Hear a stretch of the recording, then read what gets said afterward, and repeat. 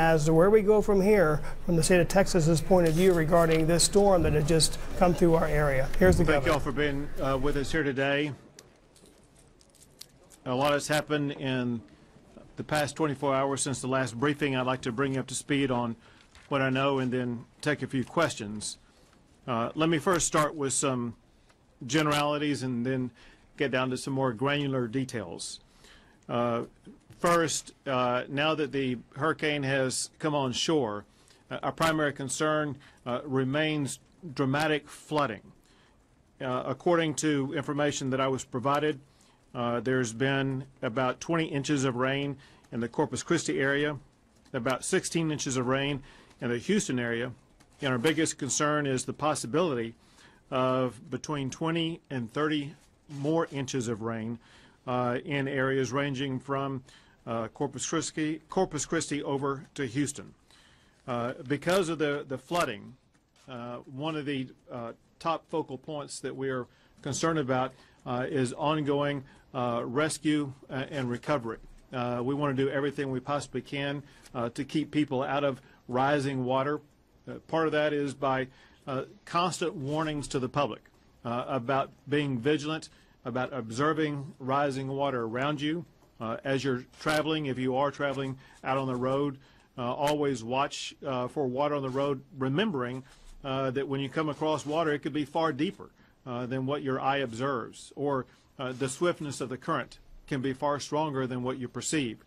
You all know the well-known phrase, and that is turn around, don't drown. Don't risk your life. Still, the most important thing that all Texans can do who are affected by the storm is to put your life and the protection of your life first and foremost. In addition to that, the state and various agencies remain very active in the search and rescue process, and that will be one of the foremost tasks that we undertake in the coming days. We have focused on working with and supporting evacuees, especially from around the Corpus Christi area, now expanding to some larger areas. I had the opportunity yesterday afternoon to go to San Antonio to visit with evacuees as they were getting off of buses that had come in from the Corpus Christi area. You could sense a sense of relief on their part that they were out of the way of what was an increasingly threatening storm. They were happy to be alive, and they were at peace in that regard, but obviously also concerned about what they had left behind, about the possibility that they had lost or would be losing the place they lived as well as some of their property. But most importantly, they were just happy to be alive. I have issued a disaster declaration that originally included 30 counties, and this is a state disaster declaration, and we have now added 20 more counties for a total of 6 counties. As you probably know, I requested a federal disaster declaration that the President granted last night. This is incredibly important and extremely fast. What the presidential proclamation about our disaster declaration does is it immediately triggers the implementation of FEMA and FEMA's assistance for individuals as well as cities and counties, for all of us to begin the rebuilding process as quickly as possible. Something else that I did yesterday is I issued a proclamation waiving hotel occupancy taxes for all evacuees and first responders. So any place in the state of Texas where there's an evacuee or a first responder who is affected by this storm, they will be able to have the hotel taxes waived. I just got word from the Fort Bend County Judge, who has issued a voluntary evacuation for the Brazos River area in Fort Bend County and a mandatory evacuation along the San Bernard. This is one of the foremost regions in the state of Texas that already has flooding, and we anticipate the flooding to grow worse in that area. This morning I had the opportunity to make phone calls to several of the mayors who were affected by the hurricane last night. I spoke with the mayor of Victoria and spoke with the mayor of Port Lavaca. I made phone calls to the mayors of Corpus Christi as well as Rockport, and with the latter two I did not have the ability to connect with them, but left messages for them. For the mayors of Victoria and Port Lavaca, they seem to be in strong spirits. They obviously preside over cities that have suffered some very meaningful damage, but they are working very aggressively to try to help their citizens respond to their challenges. And I offer them, as well as the mayors of Corpus Christi and Rockport, any and all help that the state of Texas can provide. Now for some more granular detail as a result of the briefing that I just had. Looking at the Texas Military Division, there are more than 1,300 service members who are currently activated, and we anticipate increasing that amount by 500 more, getting us above 1,800 service members who will be activated to assist in responding to the hurricane and its aftermath. As far as the Texas Department of Transportation, they are already undertaking cleanup operations around the Corpus Christi and Yoakum areas, working to clear pathways along the roadways there, which is impressive that they were able to get in that quickly and begin that process. With the PUC, they say that there are more than 338,000 outages, and it will still be several days, perhaps, before those outages will be able to be addressed. The reason for that is because the wind speed in the area of where they're going to be able to take care of those outages has to decrease below a certain level before they are able to respond. As far as emergency services are concerned, which includes the Texas military, includes Texas Parks and Wildlife, it includes Texas Task Force 1 and Texas Task Force 2. One of their primary focal points is search and rescue. They've already made several search and rescue operations, primarily hoisting through the helicopter process, and we have about 1,000 personnel in the state of Texas who were assigned to search and rescue. The Texas Parks and Wildlife has about 1,500 evacuees at state parks, and again, any cost that would normally be incurred at a state park has been waived for evacuees. For the Texas Department of Public Safety, they have assigned about 80 troopers to the Corpus Christi area to assist in law enforcement needs in that region.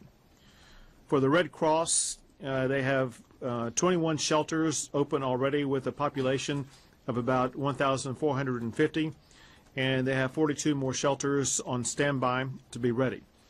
Importantly, those are Red Cross shelters. There are so many other shelters across the state of Texas, whether they be local churches or other local facilities, and we are very, very appreciative of everyone in the state of Texas who is providing shelter, food, and other supplies. Along those lines, I do want to express my gratitude. At the shelter that I was at yesterday, there was a need for towels and for blanketing and bedding for the people who were there. We made a public plea, and that plea was answered very swiftly. So thank you to the people of San Antonio for responding to the needs of the people from Corpus Christi who have shelter in San Antonio. On transportation, we have 228 buses that are available to continue to move evacuees, and more than 100 bus trips for evacuees have already been undertaken. We have across multiple agencies we are in the process of getting water, ice, food, and supplies to needed areas. We're in the process of working to set up staging areas where those supplies will soon be able to be delivered to those who need them. With that, why don't I take a few questions? Yes. Governor, what guidance have you been given about how bad the flooding and flash flooding could be? Are we expecting homes to be swept away off riverbanks like we saw in years previous recent flooding events, and as that pertains to your search and rescue crews ready to mobilize, what would you say to those people who are in their homes and being advised to evacuate? Sure. The best information we have are predictions about the rainfall that will come on top of the rainfall that's already occurred. And that is that in various key regions ranging from Corpus Christi to the Houston area, perhaps as much as between 20 and 30 more inches of rain could be coming down. That is coming down on already saturated ground and already filled up waterways, whether they be creeks, bayous, or rivers. And so there is the potential for very dramatic flooding. It's essential for people who are near those flood zones to do several things. One is to obviously be aware of your surroundings. Two is to listen to warnings given out by local officials and heed those warnings. And three, whenever you do venture out by car or any other way, be very cautious, knowing that not only is it rising water, but oftentimes it will be swift moving water that can carry you away. For everybody in the state of Texas, your top responsibility is to protect your life. So whenever you're near water, be sure that you're doing everything to stay safe. Sir, any confirmed fatalities in the storm? You got reports of 8 dead in the Rockford area? We don't have any information right now that we can confirm any fatalities. That's information that we will be working with local officials seeking confirmation that we can report later. Do you expect to report that later? Well, whenever we receive confirmation of fatalities and confirmation that it was a result of the storm as opposed to some other cause, we will confirm it. But we cannot confirm it at this time. Have you received any unconfirmed reports that you're looking into? No. Do you know about how many rescues have been performed? So what's happening right now is our first responders are absolutely putting their lives on the line to get out there and do search and rescue for any of those that are still in need. And I think what you're going to see over these next few hours and probably into days is that as the wind conditions and the weather conditions allow, they are going to get out there and do as many rescues as they possibly can. The message to those that may need help or rescue is make sure that you put that signal out there that you are still there and you still need help. If you still have electricity or phone service at all and batteries, send those messages out, make sure that we can see them. But I need you to keep our first responders in your thoughts and prayers because they are absolutely risking their lives to get out there in these dangerous conditions to look for those that are in need. Governor, can you share with us some of the human contact you had talking with the evacuees, and this is something you're going to continue to do as this scenario plays itself out? Right. It was so heartening to shake the hands of these evacuees as they got off of these buses. And I walked around the school that they were being housed in and got to visit with them. And they are what I call typical Texans. They were resilient, they were strong-spirited, they were happy, they were just happy to be there and be alive. But obviously they were in need. There was a part of them that were facing a sense of the shock that